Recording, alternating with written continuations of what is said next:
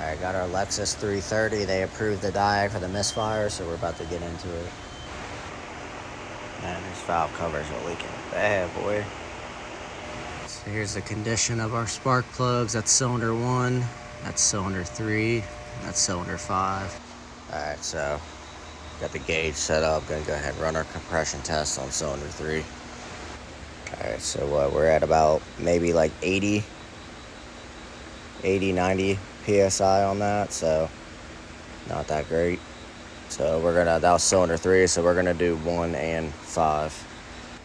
We built about 130 on cylinder 1, so let's go do cylinder 5.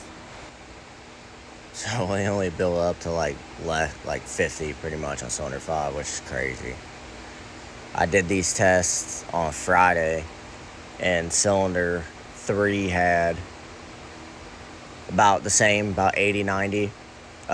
Cylinder 5 went up to like 160, and cylinder 1 was like at like almost like 200. So these readings have changed somehow over the weekend. So my original plan coming in today was I was gonna wet compression test cylinder 3.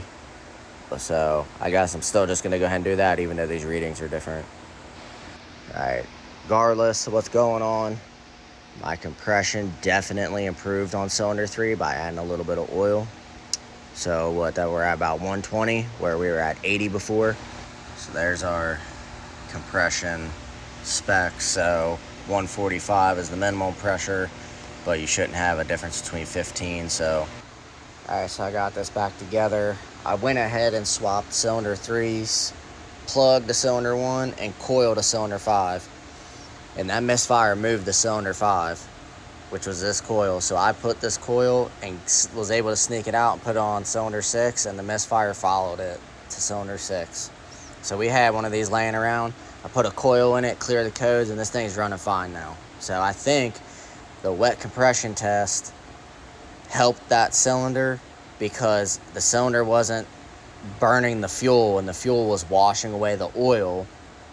So that's why adding oil to the cylinder improved the compression. So now we're running good. Still needs a lot of work though, but at least it's not running like crap and it doesn't eat an engine right now.